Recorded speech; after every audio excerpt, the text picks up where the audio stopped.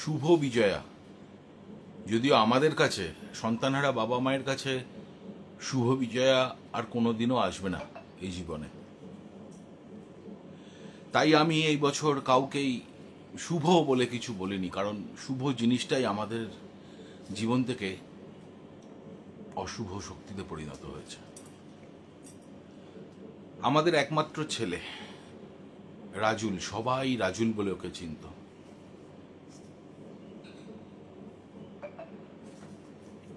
সে আমাদের ছেলে 7ই জুলাই হারিয়ে গেছে চিরদিনের জন্য। তার অপরাধ কি? তার অপরাধ নিষ্পাপ, সহজ সরল একটি মন, যে সব বন্ধুদের কাছ থেকে তার অ্যাকসেপ্টেন্স চেয়েছিল, একটু কথা বলুক, একটু ঘুরতে কোথাও গেলে নিয়ে যাক, একটু কোথাও প্ল্যানিং করুক, এইগুলো। কিন্তু আমাদের এই সমাজ বা আমরা ওকে এই সুযোগটা দিইনি। ছোট থেকেই ওর মধ্যে একটু লার্নিং ডিসএবিলিটি বা অটিজম বলতে পারি আমরা দেখেছিলাম, এবং তার প্রয়োজনীয় যে কাউন্সেলিং দরকার সেগুলো আমরা করেছি এবং চলছিল। শুধু পড়াশোনাটা একটু স্লো ছিল, যেটাকে আমরা স্লো লার্নার বলি। কিন্তু ক্লাস 9 থেকে 10-এ যখন উঠলো, সে ক্লাসে হাইস্ট পেয়েছে বাংলায় আর আইটিতে। তার মানে আপনারাই ভেবে দেখুন যে কতটা কোপ আপ করেছে বা কতটা ইমপ্রুভ সে করেছে। আর তার যদি অন্যান্য সহজাত যে প্রবণতা সেগুলোর কথা আমরা বলতে যাই, তাহলে তো পুরো ঠাকুরমার ঝুলি নিয়ে আমাকে বসতে হবে। যখন ওর 3 বছর বয়স, তখন ওর মায়ের আঁকার টিউব থেকে একটা পেন্টিং করেছিল। কি করেছিল আমরা বুঝিনি। যখন ওর প্রায় 8-9 বছর বয়স, আঁকার স্কুলে গেছিল, তখন ওর স্যার দেখে ওইটার মানে আমাদের বলেছিল যে একটি মানুষ বসে আছে আর একটা পরী ওর হাতে এসে কিছু দিচ্ছে। সেই ফটোটা আমি দিয়েছিলাম, পরবর্তীকালে আবার দেব। আর 5 বছরের পর থেকেই ও নিজের মতো হিজিবিজি আঁকা শুরু করলো, এবং রুটি খাওয়ার আটা নিয়ে ও ওর মনের মতো করে শুরু করলো। ইতিমধ্যে আরেকটি কাজও করতো। ওর মায়ের হার দুল, যেগুলো ইমিটেশন, ওই পুঁথি মালা, ওইগুলো জমিয়ে জমিয়ে রাখতো। ওর বক্স ছিল, সব আছে রাখা, সমস্ত কিছু রাখা আছে। সেগুলো দিয়ে করতে করতে যখন 10 বছর এলো, তখন ও 10 বছর না, মাফ করবেন, 11-12 বছরের কাছাকাছি মাটিতে হাত দিল। আমরা ভাবতে পারিনি যে ওই মাটি থেকে ও সোনা ফলাবে। সোনার টুকরো না, পৃথিবীতে বোধহয় এই ভূখণ্ডের সব থেকে দামি যে বস্তুটা হয় না, সেইটাই ছিল ও। আমাদের ব্যর্থতা, আমরা ওকে ধরে রাখতে পারিনি। মাটিতে যখন হাত দিল না, ও সোনা ফলালো। প্রথমে বানালো একটি দুর্গা ঠাকুর। যে দুর্গা ঠাকুরটা বানিয়েছিল তার জন্য ও সেরা প্রতিভার পুরস্কার পেয়েছিল। যে একটা বাচ্চা ছেলে প্রথাগত শিক্ষা কারোর কাছ থেকে পায়নি, সেই রকম দুর্গা ঠাকুর বানায় কি করে। তারপরে সরস্বতী, কার্তিক, লক্ষ্মী, গণেশ, প্রচুর প্রচুর।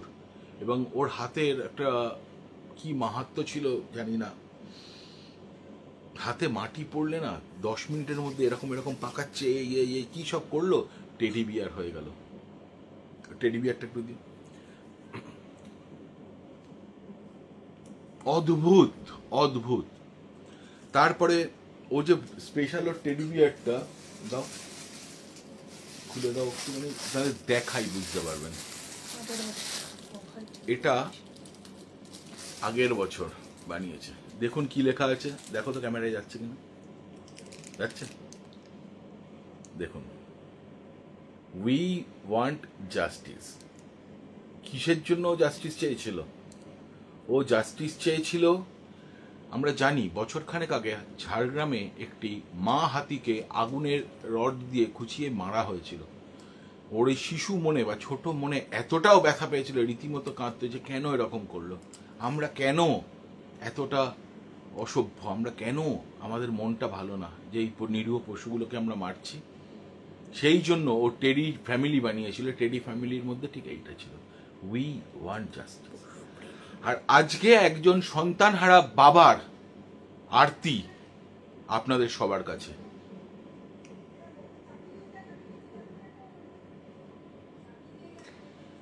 আমি কারোর দোষ দেব না, আমি দোষ দেব আমাদের বাবা মায়েদের দোষ।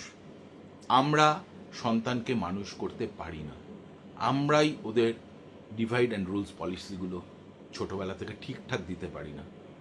আমরা শেখাই না যে কোনো বাচ্চা যদি একটুখানি মনের দিক থেকে নরম বা সহজ সরল হয়, তাদেরকে তোমরা কাছে টেনে নাও, তোমার ভাই বা দাদা বা বন্ধুর মতো তাদের সঙ্গে মেশো, তাদেরকে পড়া না বুঝতে পারলে বুঝিয়ে দাও, তাদের সঙ্গে টিফিন শেয়ার করো, সেগুলো শেখাই না। তার পরিবর্তে আমরা কি শেখাই? একদম ওর সঙ্গে মিশবে না, পাগল, ওকে একদম টিফিন শেয়ার করবে না, ওর সঙ্গে কেউ কথা বলবে না, পড়াশোনা চাইলে দেবে না, এগুলো শেখাই। যার বলি হলো আমাদের রাজপুত্র।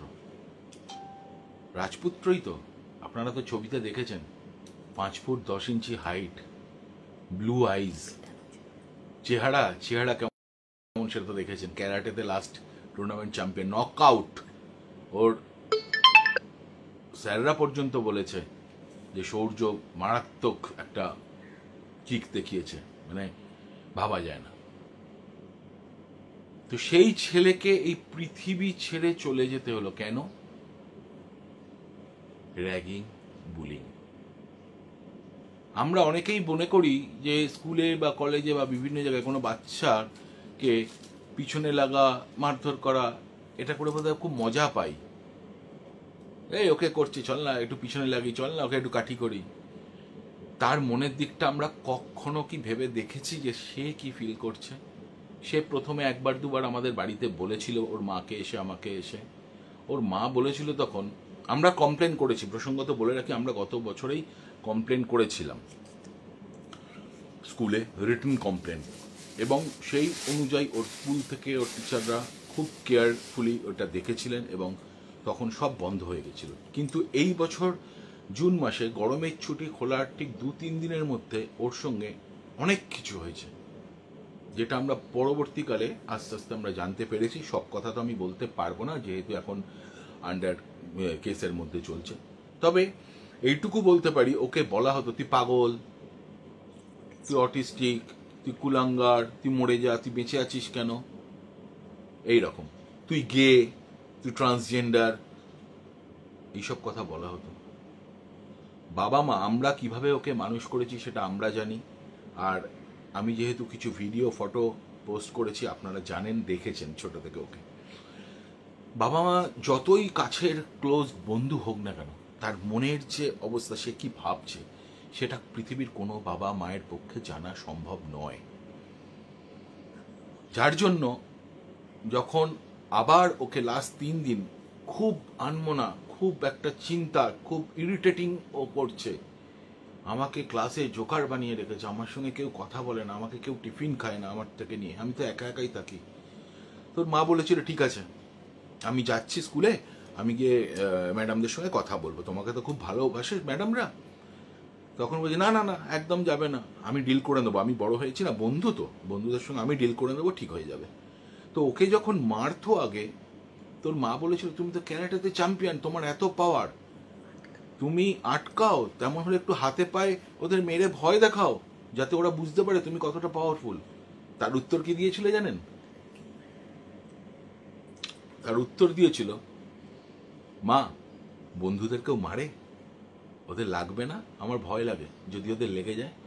একটা মানুষ দিনের পর দিন মানসিক এবং শারীরিকভাবে শোষণ হচ্ছে, আমি শোষণ বলবো, যেভাবে ওকে টর্চার করেছে, সেগুলো করার পর একটা বাচ্চা, ফুলের মতো নিষ্পাপ সহজ সরল বাচ্চা, তার মনে রিপারকেশন কি?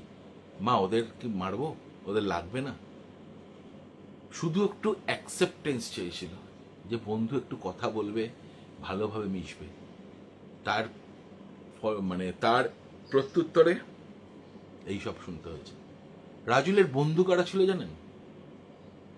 আমাদের বাড়ির আশেপাশের ফুটপাথের সব বাচ্চারা, কারুর রাজুল দাদা, কারুর রাজুল, কারুর ভাই, ওরা ওর বন্ধু। রাস্তায় যত কুকুর বেড়াল প্রত্যেকে। আর ওকে আমাদের কালীঘাট রাসবিহারী চত্বরে রাজুলকে চেনে না এমন একজনও নেই। বিশ্বাস করবেন না, আজকে বলতে আমি বাধ্য হচ্ছি, যেদিনকে রাজুলকে বাড়ি থেকে শেষবারের মতো নিয়ে যাচ্ছি, এত লোক, অঝোর ধারায় বৃষ্টি হচ্ছে, আর এত মানুষ, এত লোক কোথা থেকে এসেছিল নিজেও জানি না। যেসব ফুটপাতের বন্ধুরা, ভাইরা, বোনরা থাকছিল, তারা কেউ খালি গায়ে ওই বৃষ্টিতে ভিজতে ভিজতে হেঁটে হেঁটে লাইন দিয়ে ওকে শ্মশানে নিয়ে গেছে। রাস্তার কুকুরগুলো পর্যন্ত অদ্ভুত আচরণ করছে, অদ্ভুত আচরণ করছে। ওর সঙ্গে সঙ্গে শ্মশান অব্দি গেছিল। তখনও আমরা বুঝতে পারিনি ও সত্যি ঈশ্বরের সন্তান, ঈশ্বরের দূত। 16টা বছর, 16.5 বছরের মতো ছিল। ওর 16ই আগস্ট ওর 17 পূর্ণ হলো। যে কটা বছর ছিল না, প্রত্যেকটা মানুষকে বুক ভরে ভালোবাসা দিয়ে গেছে। যে মানুষ ওর সঙ্গে দাঁড়িয়ে একদণ্ড কথা বলেছে, সেই ওকে ভালোবেসে ফেলেছে। আর আপনারা তো ওর ভিডিও ফটো দেখছেন, আপনাদের যে কমেন্টগুলো আমরা দেখছি, সত্যি আমরা ভাবতে পারছি না যে এতটা ভালোবাসা আপনারা ওকে দিয়েছেন। প্রত্যেকটা মা, প্রত্যেকটা বাবা, দাদা, বন্ধু, ভাই বলছে যে দাদা এই ভিডিও ফটোগুলো পোস্ট করুন, আমাদের বুক ফেটে যাচ্ছে। কিন্তু আমি একটাই উত্তরে বলবো, আমরা বাবা মা, আমাদেরও বুক ফাটছে। কিন্তু ফটো আর ভিডিও আমি পোস্ট করছি এই কারণে, মনে যাতে জোর পাই লড়াই করার। আমরা যে লড়াইটায় নেমেছি, সেই লড়াইটার মুখ্য উদ্দেশ্য আমার ছেলের বিচার শুধু নয়, এরকম হাজার হাজার রাজুল বা রাজুলের মতো আমার অন্যান্য ছেলে মেয়ে, তারাও বুলিংয়ের শিকার, র্যাগিংয়ের শিকার। তাদের জন্য তো কিছু করতে হবে। অনেক কিছুই তো অর্ডার আছে, সুপ্রিম কোর্ট থেকে বলে দিয়েছে অনেক স্কুলে, ম্যাক্সিমাম সব স্কুলেরই, যে স্পেশাল এডুকেটর রাখতে হবে, নিয়মিত কাউন্সেলিং করাতে হবে। কটা স্কুল করছে? খুব নামদামি স্কুল ছাড়া কটা স্কুল করছে? আর আমরা বাবা মারা সন্তানকে কি শেখাচ্ছি? এই ও পাগল আছে, ওকে কিন্তু একদম ওর সঙ্গে মিশবে না, ওর সঙ্গে কথা বলবে না, পড়াশোনা চাইলে দেবে না। আমরা বাবা মারা যদি সন্তানের ভালো করার জন্য এটা করতে চাই, তার মানে এটা কি ভালো করা হচ্ছে না পরোক্ষভাবে এই সমাজের বাসযোগ্যের অনুপযুক্ত একটা বাচ্চার পরিকাঠামো তৈরি করা হচ্ছে? আপনারা বলুন। রাজুলের হাতে চড়াই পাখি, কাক, কাঠবিড়ালি বসে খেত। কি অদ্ভুত! আমরা যদি খাবার নিয়ে ছাদে গিয়ে ডাকতাম, ওরা আসতো না, কিন্তু অবলীলাক্রমে রাজুলের হাতে কাঠবিড়ালি বসে খাচ্ছে, চড়াই পাখি খাচ্ছে, কারণ তারাও জানতো যে একটা পিওর সোল। মানে এতটাই পজিটিভ ছিল। আমার প্রোফাইল যারা আছেন বা আমাকে যারা ভালোবাসেন, তারা দেখবেন আমি সবসময় বলি, be positive, think positive and do positive. কারণ আজ আছি, কাল নেই, তাই জিও লাইফ গিলসে। এই কথাটা আমি বলি সবসময়। আমি টি শার্টেও পর্যন্ত এগুলো আমি লিখতাম, কারণ আমি প্রচণ্ডভাবে পজিটিভিটিকে বিশ্বাস করি। এবং রাজুলও ভয়ঙ্কর, বাবাই এই পজিটিভ টি শার্টটা তোমার না, এটা আমার, আমি সবসময় পজিটিভ থাকবো। এবং সে ছিল ভয়ঙ্কর, ভয়ঙ্করভাবে পজিটিভ। আমরা যে সোশ্যাল ওয়ার্ক করি, সেখানে গিয়ে কাজ করা, এত বাইরে থেকে গঙ্গাসাগর, বাঁকুড়া, পুরুলিয়া, সুন্দরবন থেকে বাচ্চারা আসছে, তাদের সঙ্গে মিলেমিশে একসঙ্গে কাজ করা থেকে শুরু করে কি না করেনি। 10 বছর বয়স থেকে যখন আমাদের এখানে কোনো প্রোগ্রাম হতো, ব্লাড ডোনেশন ক্যাম্প, আমিও রক্ত দেবো, সে এই বছরেও এপ্রিল মাসে যখন অ্যানুয়াল প্রোগ্রাম আমাদের একটা হচ্ছে রক্তদান শিবিরে, ডাক্তারবাবুর সঙ্গে গিয়ে রীতিমতো ঝামেলা। ডাক্তারবাবু, আমিও ক্যান্সার এবং থ্যালাসেমিয়ার বাচ্চাদের জন্য রক্ত দেবো, রক্ত নিন বলে হাতে এরকম করছে। ডাক্তারবাবু বলছে, তোমার বয়স তো এখনো বাবা হয়নি, তোমার কত বয়স? বলে, আমার 16 বছর বয়স। বলে, তুমি আর 2 বছর পর থেকে দেবে। বলে, কেন? আমি তো ওয়েল বিল্ট, আমি ক্যারাটে করি, আমার চেহারা দেখুন, তাহলে আমি কেন পারবো না? তখন আমি ওকে বুঝিয়ে বললাম যে, বাবাই, তোমার যখন 18 বছর হবে, সেই জন্মদিনের দিন তোমাকে কোনো ব্লাড ব্যাংকে আমরা নিয়ে যাব, গিয়ে তুমি ব্লাড দেবে। বললে, ঠিক আছে, তাহলে সেটাই হবে। মানুষের দুঃখ দুর্দশা নিয়ে খুব ভাবতো। এই যে আমাদের যখন কোনো সোশ্যাল ওয়ার্ক করতাম, জামা কাপড় ডিস্ট্রিবিউশন হতো বা কোনো কিছু, এগিয়ে গিয়ে কাজ করা, বয়স্কদের ধরে ধরে আনা, খুব করতো। মনটা খুব পবিত্র ছিল। সেই জন্যই বোধহয় এই পুজোর আগে মা দুর্গা ওকে টেনে নিল। আমি দুর্গা মাকেই প্রশ্ন করব, নিজে তো নিজের সন্তানদের নিয়ে এলে, পূজিত হচ্ছ, সবসময় বলো সর্বশক্তিমান, আমাদের নিরপরাধ বাচ্চাটাকে কেন কেড়ে নিলে? জবাব আছে, জবাব দিতে হবে। সমাজের এই নোংরা র্যাগিং আর বুলিং কবে বন্ধ হবে? জবাব আছে, জবাব দিতে হবে। আমাদের বাবা মারা, প্রত্যেকটা বাচ্চার বাবা মায়েদের আমি দাবি করছি কাউন্সেলিং করানো হোক, কারণ গোড়াতেই ওষুধ দেওয়া দরকার। একটা বাচ্চা তার বাবা মায়ের থেকে শিক্ষা পাবে, বাবা মারা তার আইডল, যে আমি কি হব দেখে দেখে শিক্ষা পাবে। আমরা যেমন শিক্ষা পেয়েছি, আমরা আমার ছেলেকেও সেটা শিক্ষা দিই। আমার পিসি তিন চার দিন না, পুজোর কয়েকদিন আগে দোকানে গেছে, একটি দোকানে কিছু জিনিস কিনতে। সেই দোকানের মালিক বলছে যে পিসি, রাজুলকে দেখলাম কয়েক মাস আগে, মানে ও চলে যাবার কয়েক মাস আগে, যে 20 টাকা দিয়ে দুটো কুলফি আইসক্রিম কিনলো, কিনে ফুটপাতের বাচ্চারা বসে আছে, বলে আমি দেখছি দূর থেকে ও কি করে, দুখানা আইসক্রিম নিয়ে বাচ্চা দুটোকে দিল, দিয়ে বলে নে তোরা খা, বলে চলে গেল। এই ধরনের মানুষকে কি এভাবে চলে যেতে হবে? এর বিচার কে করবে? মা, তোমাকে বিচার করতে হবে। আমরা পারি না বিচার করতে, বিচার করে তো সর্বশক্তিমান যিনি ওপরে আছেন। কিন্তু এই নোংরা চক্রব্যূহের জালে আটকে একটা নিষ্পাপ মনের সহজ সরল বাচ্চা যে হারিয়ে গেল পৃথিবীর বুক থেকে, তার দায়িত্ব কিন্তু আমাদের সবাইকে নিতে হবে। এক্স্যাক্টলি, আমি ঠিক বলছি, আপনি, আমি, আমরা সবাই, কারণ আমরা হলাম সমাজ গড়ার কারিগর, বাবা মা, তারপরে শিক্ষক শিক্ষিকা। কিন্তু আমরা যদি তাকে সুশিক্ষার বদলে কুশিক্ষা দিই, যে ওর সঙ্গে কথা বলবে না, ওর মাথা খারাপ, ওকে একদম মিশবে না, ওকে টিফিন দেবে না, কেউ কথা বলবে না, সেটা হলো সুশিক্ষা না, কুশিক্ষা। আপনি নিজেই আপনার সন্তানের খারাপ করছেন। 16 বছরের জীবনে রাজুলের অ্যাচিভমেন্ট, বঙ্গগৌরব সম্মান 2 বার পেয়েছে, যামিনী রত্ন সম্মান 2 বার পেয়েছে, চারুরত্ন সম্মান 2 বার পেয়েছে,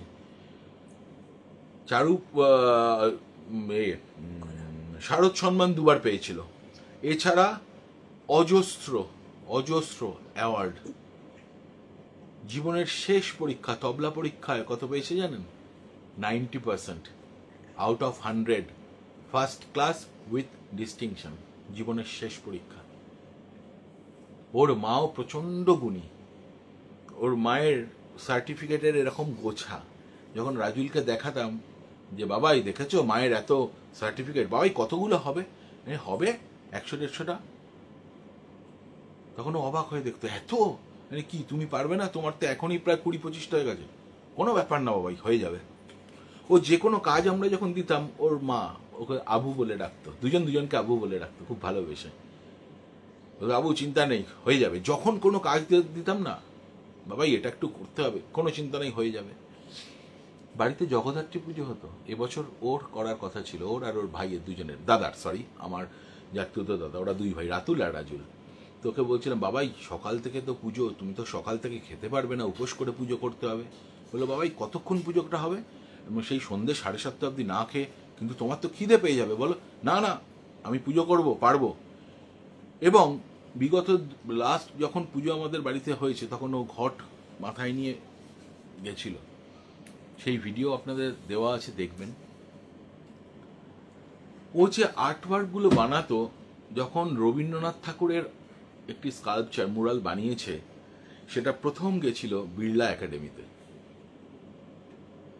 যখন প্রদর্শিত হচ্ছে, একটি বাচ্চা ছেলে, 15 বছরের বাচ্চা, কারুর থেকে না শিখে যে এটা বানিয়েছে, কেউ বিশ্বাস করছে না।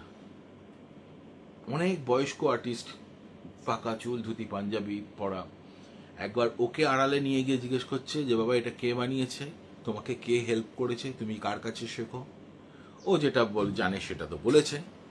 এবং তারপরে একবার ওর মাকে গিয়ে জিজ্ঞেস করছে যে আচ্ছা আপনারা কার কাছে শিখতে দিয়েছেন?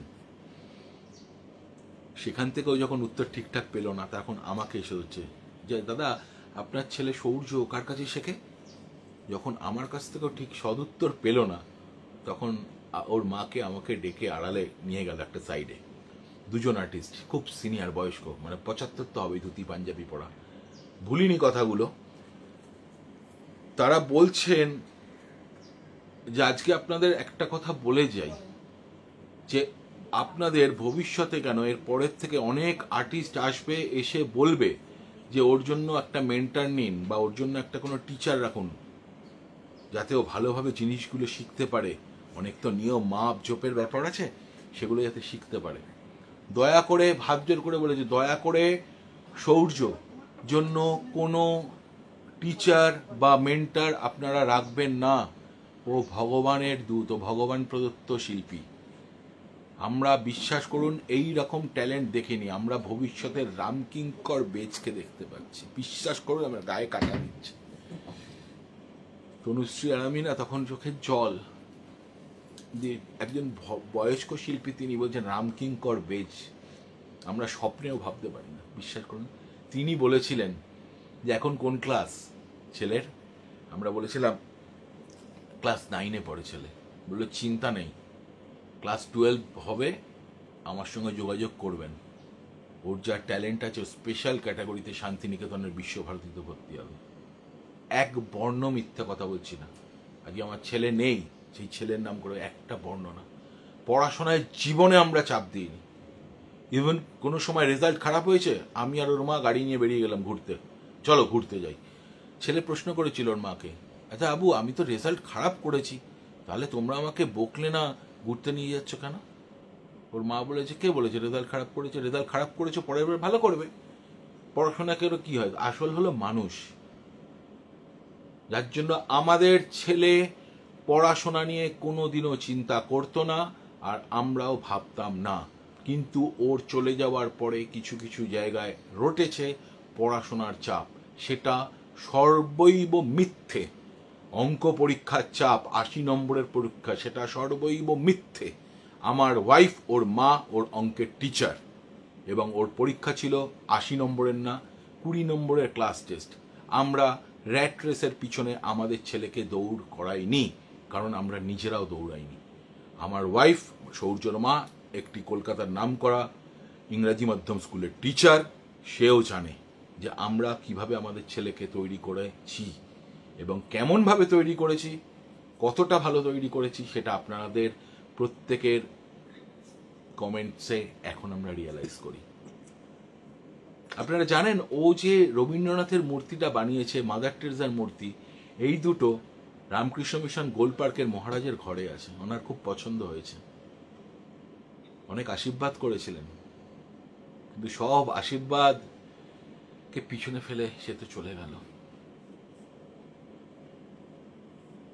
আইসিসিআর আমাদের স্বপ্ন ছিল। যখন প্রথম মাটি দিয়ে বানানো শুরু করেছিল, ওর মাকে বলতাম যে জানো, আমাদেরও খুব ইচ্ছা, কবে academy of fine arts, ICCR, Birla academy, art and hive gallery বা রামকৃষ্ণ মিশনে রাজুলের মূর্তি হবে। অদ্ভুত। রবীন্দ্রনাথ বানানোর পরেই ফেসবুকে যখন দিয়েছিলাম, তখনই চলে এলো। প্রথম করেছে ও বিড়লা একাডেমি, তারপর গোল পার্ক, রামকৃষ্ণ মিশন গোল পার্কের এক গ্যালারি, আইসিসিআরে 2বার, গগনেন্দ্র শিল্প প্রদর্শনশালাতে 2বার, একাডেমি অফ ফাইন আর্টসে 1বার, আর্ট হাইভ গ্যালারিতে 3বার। ওকে সব ডেকে নিয়ে যেত, ওর আর্ট চাই। প্রচন্ড ভালোবাসা পেয়েছে। আসলে যখন ওপরওয়ালা কিছু দেয়, মানে তার গড়ে দেওয়া কাউকে, না, এই সমাজ সেটাকে মানতে পারে না। কারণ আমরা তো নিকৃষ্ট, নোংরা, আমরা হলাম নরকের কীট। আমাদের মনটা, আমরা ভালো কিছু সহ্য করতে পারি না, যত্ন করতে পারি না। কেউ ভালো হলে তাকে কখন, আজকে জানেন তো, বাগানে যখন ফুল ফুটে থাকে, আমরা গিয়ে কি করি, সব থেকে সেরা গন্ধওয়ালা সুন্দর ফুলটাকেই ছিঁড়ে নিই, তাই তো করি। এটা আমাদের নেচার, নোংরা মানসিকতার পরিচয়। সেই জন্য ঠিক এইখানেও হলো। আমার ছেলে তবলা বাজাতে জানতো, আমাদের ছেলে, মাফ করবেন, আমাদের তবলা বাজাতে জানতো, বিট বক্স বাজাতে জানতো, হারমোনিয়াম বাজাতে জানতো, কিবোর্ড বাজাতে জানতো, মেলোডিকা বাজাতে জানতো, মাউথ অর্গানও শিখছিল মানে একদিন দুদিনেও শিখে যেত, একবার দুবারও করেছে। মেলোডিকাও শিখেছে আধ ঘন্টায় শিখেছে। আমি ঝলক পরে জোর গলায় বলছি, আধ ঘন্টায়। ওর মায়ের থেকে দেখলো, শিখে নিল। অদ্ভুত ওর মাথা ছিল, যেটা দেখতো সঙ্গে সঙ্গে শিখে যেত। আজকে মোহনবাগান ইস্ট বেঙ্গলের প্রত্যেকটা ফ্যান বা সাপোর্টার ওকে ভালোবাসে, কারণ ওর নিষ্পাপ। ও আমার সঙ্গে সল্টলেক স্টেডিয়ামে খেলা দেখতে গেছে 3 বার, তারপর আমাদের সূর্য মেরুনটা মেলোডিকাতে বাজিয়েছে। ভয়ঙ্কর ভাবে আপনাদের ভালোবাসা পেয়েছে, ভয়ঙ্কর ভালোবাসা, সাংঘাতিক ভাবে। রাজুল, আমি একটা জায়গায় গেস্ট হয়ে গেছিলাম, চুচুড়া মেরিনার্সে, মোহনবাগানের একটি অনুষ্ঠানে। তার আগের দিন 6 তারিখে আমি ওকে নিয়ে যেতাম, ওর পরীক্ষা চলছে বলে ওর মা বললো এর পরের বার নিয়ে যাবো। সেখানে গিয়েও প্রশংসা যে দাদা এর পরের বছর যখন আমাদের অনুষ্ঠান হবে ও কিন্তু গেস্ট হবে, তুমি তখন গেস্ট না, তুমি নিয়ে আসবে, ও কিন্তু মেলোডিকাতে আমাদের সূর্য মেরুনটা বাজাবে। আমি বললাম হ্যাঁ আনবো। সেই আনাটা পৃথিবীর কেউ আর আনতে পারবে না, কারণ এই নোংরা সমাজ আমরা ওকে কেড়ে নিয়েছি। আমরা বাবা মা ওর তো, আমরাও এর মধ্যে ইনক্লুডেড, আমরাও ওকে কেড়ে নিয়েছি। আমাদের নোংরা মানসিকতা, চিন্তাধারা, প্রত্যেকটা মানুষ ওকে ভালোবাসে। ওই ছোট টেডিটা খুলে দাও একটু, ওর বানানোর যে অবাক হবেন, ওর টেডি বিয়ার বানিয়ে বা ওর আর্ট ওয়ার্ক এত পরিমাণে সেল হয়েছে একটা বাচ্চার, যে কোনো কারুর কাছ থেকে শেখেনি, সেলফ টট। সে এইগুলো বানিয়েছে, দেখুন এটা যে দেখেছে সে বলছে দাদা এটা ও বানিয়েছে। আপনারা ভালো করে দেখুন, বুঝতে পারবেন যে এটা যখন ও 14 বছর না 13 বছর তখনও বানিয়েছিল। এগুলোকে মিনিয়েচার বলে, আমরাও জানতাম না, পরে ও সব ইউটিউব দেখে দেখে শিখেছে মিনিয়েচার বলে। বাবা এগুলো ছোটগুলোকে মিনিয়েচার আলে, তুমি এসব বুঝবে না। দেখুন নিখুঁত কাজ। এই রকম প্রচুর টেডি বিয়ার এবং প্রচুর আর্টওয়ার্ক ওর বিক্রি হয়েছে।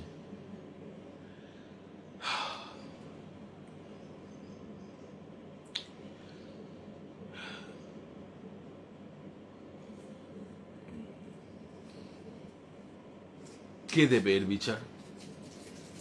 এই যে ছেলেটা চলে গেল সমাজের বুক থেকে, ওকে কেড়ে নেওয়া হলো র্যাগিং করে, র্যাগিং অ্যান্ড বুলিং। তুই অটিস্টিক, তুই পাগল, তুই কুলাঙ্গার, তুই বেঁচে আছিস কেন, তুই মরে যা। কার অধিকার আছে এগুলো বলার? কই আমরা তো রাজুলকে কোনোদিনও শেখাইনি। আজকে সবাই বলে যে যাদের অটিজম থাকে বা এরকম ডিসএবিলিটি কোনো দরকার, তাদের কাউন্সিলিং দরকার।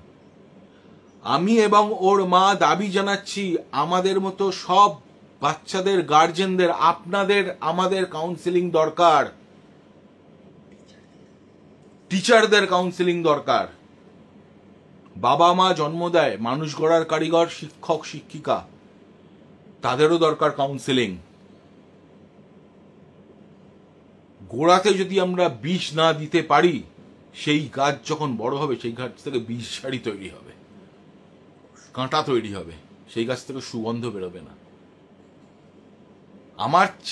আমাদের ছেলেকে এখন মনে হয় যে আমরা গোলাপ গাছ তৈরি করতে পারিনি, আমরা রজনীগন্ধা বা অন্য সুগন্ধ ফুলের মতো করেছি, যার জন্য সহজে ভেঙে ফেলেছি। যদি গোলাপ গাছ করতে পারতাম, কাঁটা দিতে পারতাম, তাহলে আমাদের ছেলেটা যেত না।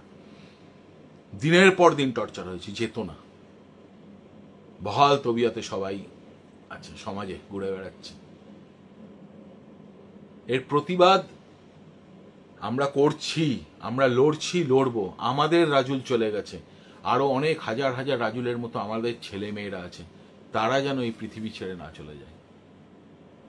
প্রতি বছর যাওয়ার আগে জুন মাসের মাকে বলছে, আবু এবছর কিন্তু আমরা অনেক ঠাকুর দেখবো, নতুন নতুন ডিজাইনের আমাকে ছবি তুলতে হবে, তুমি কিন্তু মোবাইলটা দেবে আমার। তখন কিন্তু না, কারণ আমার ছেলের মোবাইল ছিল না, তখন কিন্তু মোবাইলটা দিও, হ্যাঁ আমি ছবিগুলো তুলবো। ও কি করতো জানেন, প্রত্যেকটা প্যান্ডেলে গিয়ে ডিজাইনের ছবি জুম করে করে তুলতো, তারপরে ওর নিজস্ব ক্রিয়েশন, ওর স্কাল্পচারের মেটেরিয়াল আর এখনো ওর মাটি পড়ে আছে, এখনো মাটি, এখনো কত কিছু পড়ে আছে।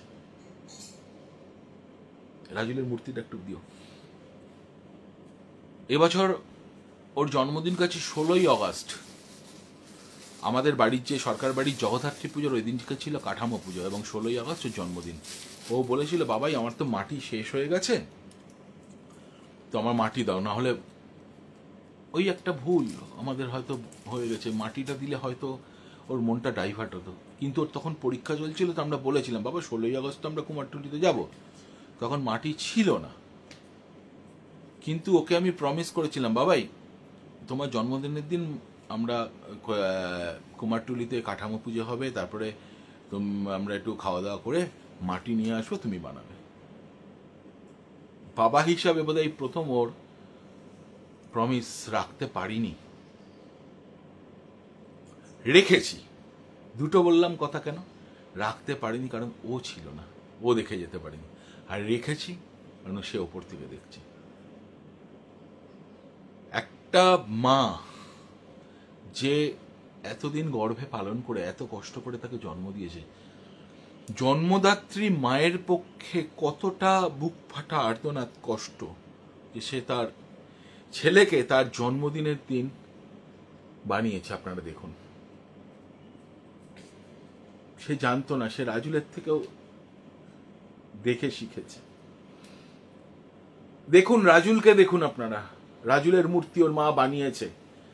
আমি বলেছিলাম না যে জন্মদিন তোমার 16ই আগস্ট, ওই দিন মাটি এনে দেবো, ওই দিনকেই ওর জন্য মাটি এনে দিয়েছি। এবং ওর মা স্কাল্পচার বানাতে পারে না, রাজুল যখন বানাতে দেখতো, দেখে দেখে বানিয়েছে যতটুকু পেরেছে। এর বিচার কে দেবে? এর বিচার এই নোংরা সমাজ কি দেবে? এতটুকু সিম্প্যাথি আমরা চাই না, দয়া দাক্ষিণ্য চাই না, লড়াই আমাদের। আমরা ছেলেকে ফিরে পাবো না, কিন্তু আরো রাজুলের মতো আমাদের ছেলেমেয়েরা যারা বুলিং র্যাগিং এর শিকার হচ্ছে, তারা যেন এই সুন্দর পৃথিবী থেকে হারিয়ে না যায়। আর আপনারা প্রত্যেকে যেভাবে আমাদের পাশে এগিয়ে এসেছেন, আমরা কৃতজ্ঞ, আমরা সত্যি কৃতজ্ঞ। পাশে থাকবেন আর আমার এই লাইফটাকে একটু ছড়িয়ে দিন।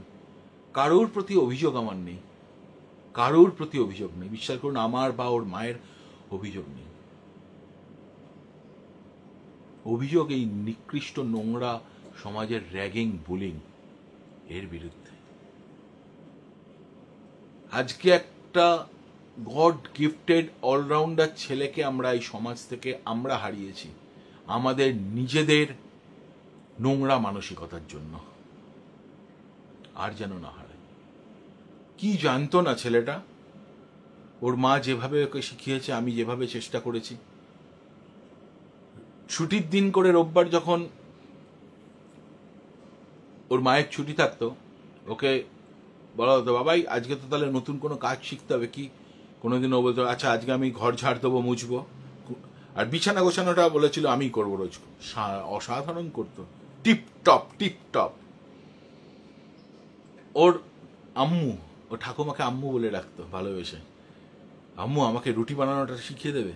এবং ও যা রুটি বানাতে পারতো, আপনি পারবেন না, আমরা পারবো না।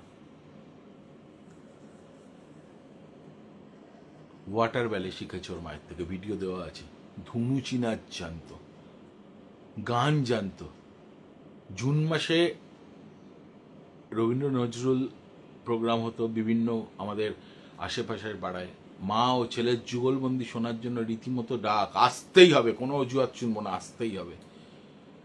বসন্ত উৎসবে আমাদের আশেপাশের পাড়া থেকে ডাক, ছেলের গান মায়ের নাচ। আবার কখনো ছেলে গান করছে, মা নাচছে। এইগুলো তো আমরা দেখতে পাবো না, এর দায় কে নেবে? আমাদের নিতে হবে। এই নোংরা সমাজের নোংরা মানসিকতার মানুষ যারা যারা এখনো র্যাগিং বুলিংটাকে একটা নিছকই মজার মধ্যে মনে করেন, তাদেরকে নিতে হবে।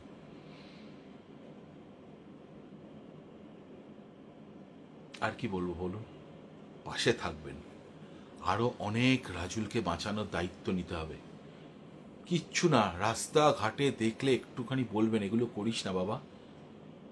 আপনার ছেলে মেয়েদের বলবেন, যারা একটুখানি বোকাশোকা সহজ সরলায় তাদেরকে আগলে ধর, আগলে নিয়ে চল, তাদের সঙ্গে একটু ভালো ব্যবহার কর। ভালো ব্যবহার আর অ্যাকসেপ্টেন্স, এটা পেলে আর কিচ্ছু তারা চায় না। রাজুল যে স্কুলে পড়তো আর একজনও ওর বন্ধু ছিল, অনেকটাই ওর থেকে বেশি অটিজম, তাকে আগলে রাখতো, প্রোটেক্ট করতো, এই ওরা করিস না।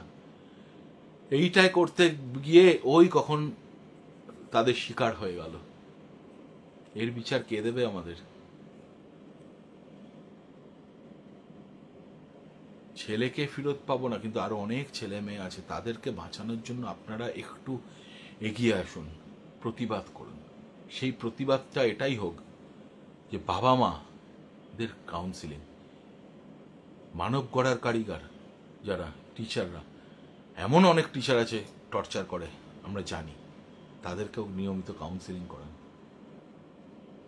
একটা বাচ্চার একটুখানি মানে বুদ্ধি কম মানেই সে পাগল না। পাগল আমরা, সুস্থ মস্তিষ্কের মানুষ।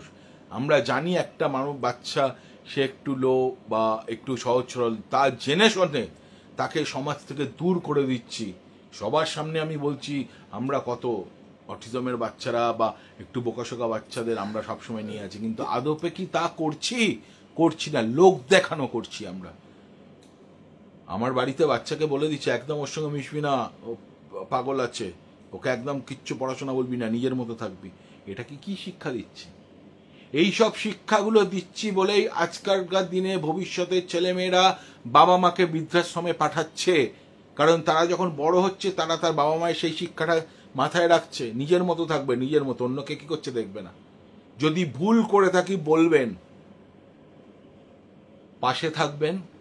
আমি যে এতগুলো কথা বললাম, যদি কোনো জায়গায় ভুল করে থাকি আমাকে ক্ষমা করবেন, না বলে পারলাম না। সবার কাছে যদি এই ভিডিওটা যদি একটু শেয়ার করে দেন, আমরা খুব উপকৃত হই। Stop ragging and bullying at school. এখন বলবো not only school, college, office and also society, সব জায়গায় বুলিং হয়, এগুলো বন্ধ হোক। নাহলে এরকম নিষ্পাপ সহজ সরল শিশু হারিয়ে যাবে, বাচ্চারা। আজকে আমার ছেলে যদি থাকতো, ভবিষ্যতে হয়তো অনেক ওপরে উঠত, অনেক ওপরে। আমাকে ফোন করেছিল ওর সব ক্যারাটের কয়েকটা ছবি বা ফটো দেখে, অনেক প্রোডাকশন হাউস থেকে মেসেজ করে ফোন নাম্বার নিয়ে, যে দাদা মডেলিং করাবেন। না, এখন তো পড়াশোনা করছে, আর এইসব মডেলিংয়ে না, কারণ ওর চেহারা তো দারুণ। আমি ওর মাকে বললাম, দেখেছো পুরো গ্রিক গড। ওর ছবিগুলো যদি দেখে থাকেন, কিছু কিছু ছবি সত্যি গ্রিক গড। ওই জন্যই বোধহয় ভগবান তার সন্তানকে কেড়ে নিল।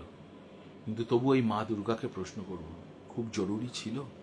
নিজে তো আছো নিজের সন্তানকে নিয়ে, এলে, ঘুরলে, পুজো হলো, দেখলে, পুজো নিলে। এরকম আমাদের মতো হাজার হাজার মা বাবার কোল কেন খালি করে দিলে? কয়েকদিন আগে দেখলাম একটা 11 বছরের বাচ্চা মারা গেছে, তার আগের দিন একটি মেয়ে 16 বছর না 17 বছরের এরকমভাবে নিজেকে নিজে শেষ করেছে। কেন আমরা একটু নরম হব না? কেন একটু ফুলের মতো বাচ্চাদেরকে ভালোভাবে যত্নে আগলে রাখবো না? সবাই ভালো থাকবেন। আর অনেকেই বলছেন যে দাদা তুমি আর বৌদি বা তুমি আর দিদি এত স্ট্রং, এত শান্ত আছো কি করে? ওই যে be positive, think positive and do positive. কারণ আজ আছি কাল নেই, তাই জিও লাইফ দিল সে। এই কথাগুলো আমার টি শার্টেও লেখা থাকে, এবং সেটি আমার ছেলে চলে গিয়ে প্রমাণ করে দিয়েছে যে আজ আছি কাল নেই। যাওয়ার আগে অব্দিও সে প্রচন্ড ভালো, সবার মধ্যে পজিটিভিটি ছুঁয়ে দিত। আর আমি ওর মা তো, কিন্তু আমাদের দুর্ভাগ্য এই বাগানের সেরা ফুলটাকে আমরা রাখতে পারলাম না। এই সমাজের সমস্ত নেগেটিভিটিটা ওর মধ্যে যে কখন নিঃশব্দে প্রবেশ করেছে বুঝতে পারলাম না। যখন বলেছে ওর ওপরে এরকম হয়েছে, তখন আমরা কমপ্লেন করেছি স্কুলে রিটেন, তখন কিছুদিন ঠিক ছিল। তারপরে গরমের ছুটির পর থেকে যে আবার হলো এই 2-3 দিন, তখন আর বলেনি। তাও ওর মা আন্দাজ করার পর বুঝতে পেরেছিল যে আমরা স্কুলে যাব কথা বলতে। না তোমাদের যেতে হবে না, আমি বড় হয়ে গেছি, আমার বন্ধু তো আমি ডিল করে নেব। কি ডিল করলো, নিজেকে নিজে শেষ করে ডিল করলো। এটাই কি নিয়তি হওয়াটা খুব প্রাপ্য একটা ফুলের মতো সন্তানকে? বিচার আপনারা করবেন, আপনাদের হাতে ছেড়ে দিলাম। সবার কাছে পৌঁছে দিন, সবার কাছে পৌঁছে দিন এই বার্তাটা। আরো হাজার হাজার রাজুলের মতো ছেলে মেয়েকে বাঁচানোর অঙ্গীকার আমাদের করতে হবে। প্রত্যেকটা প্যারেন্টসের কাউন্সিলিং এবং টিচার্সের কাউন্সিলিংও দরকার, আমি ব্যক্তিগতভাবে মনে করি। তাহলে এরকম ফুল আর ঝরে পড়বে না। সবাই ভালো থাকবেন। যেভাবে ওকে ভালোবাসা দিয়েছেন, যে আপনারা তো অনেকে দেখেননি, না দেখে অনেক দিদি দাদারা বলছে যে বুক ফেটে যাচ্ছে, তোমরা ওর ফটো আর ভিডিও পোস্ট করো না।